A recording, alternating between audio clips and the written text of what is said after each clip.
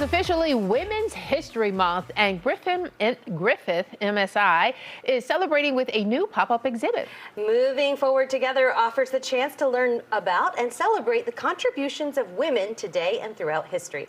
Dr. Olivia Castellini joins us with more. Welcome back, Dr. Olivia. Thank you. It's always so good to see you. Oh my goodness, good to see you. And I love this because you're going to be talking to us about an exhibit which really kind of highlights contemporary women. Yes. So happy Women's History Month. Yes. So at Griffin Museum of Science and Industry, we are celebrating by featuring over 100 amazing female scientists. And these are all living scientists except for one who recently passed. Yes, so all living scientists who all serve, not only do amazing work in science and technology, but they serve as role models for the next generation of girls and underrepresented minorities in science, which is so important. Yeah. I think them being contemporary, it matters. You know what I mean? I think that's when young women and young girls see, you know, women that are doing the work now and they can relate to it, it's more inspiring, I think. But there's also, we study science in school, there's a book, there's a test, and there's a misconception that science is just all figured out. Yeah. And that it's done and there's no more interesting questions or whatever. And so this is a great opportunity during Women's History Month to celebrate scientists who are still asking questions, who are still inventing the technologies that are impacting our day-to-day and our futures coming up. Absolutely. So it was really important to find women as role models to exemplify all this amazing work and to inspire girls to go to hear about some of the cool things that they're doing. So let's start with the first one you brought for us, Jatia Hart. Jatia Hart, I love Jatia. She's a local Chicago woman, and she is just, she is a nuclear scientist. Wow. But she was also, she is a very proud girly girl, which she would tell you herself. I was just has an amazing fashion sense. But she actually advises some of the senior leadership in the nation about nuclear science. Wow. So she is writing briefings for the most senior policymakers. Wow, that's incredible. Yeah. And then she was on Survivor, too. She was a contestant on Survivor, yes. What? She is a total... So she is a total BA. Yes. Did she use those engineering skills to survive on Survivor? I believe she did, yes. But she's a great example of, like, you don't have to be one or the other. Yes. Like, scientists aren't just like, you have to put on a lab coat and be in a basement by yourself. You can go out and you can be on Survivor. You can be a girly girl. You can be into nuclear engineering, and you can do all of it. I love it. She's love a it, too. brainiac and gorgeous and stylish and all these things. All right. Monica Rowe. Yeah.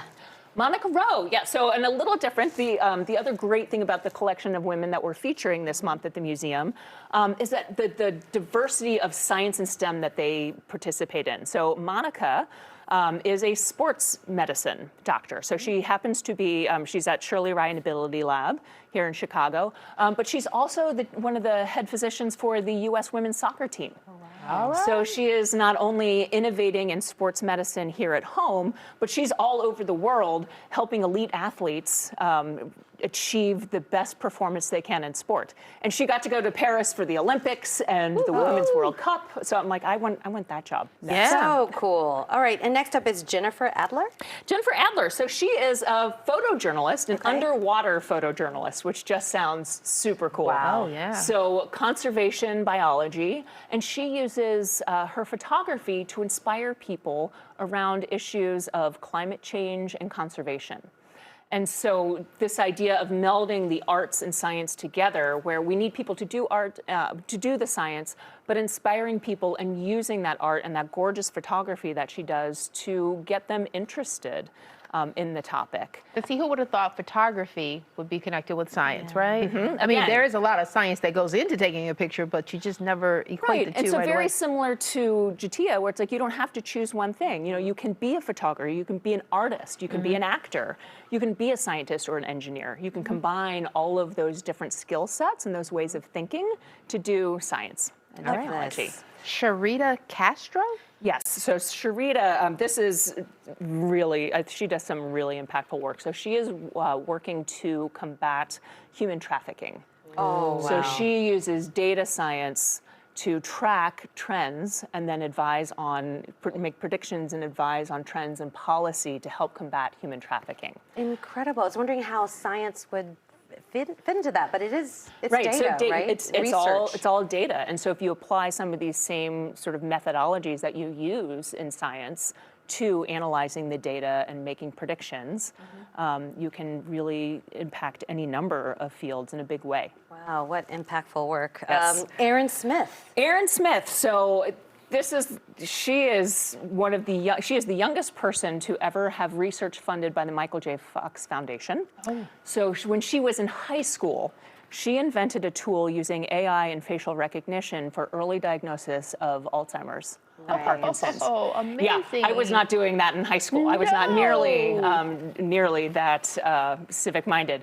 But she is a recent college graduate and is expanding on this research and inventing new technologies to help early diagnosis of some of these conditions that impact so many millions of people. Right.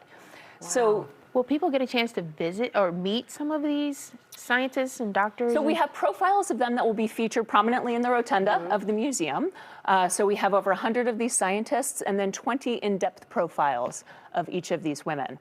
And what I love about the collection of them is not only is it about the work that they are doing, but these women all do a lot of work to explicitly to inspire and encourage and pave the way for the next generation of girls and minorities to come into the STEM fields. And I love the diversity in the backgrounds and then also the diversity in the work too. It's Right, really because cool. it does illustrate that science is everywhere, Yes. and science impacts everything that we do.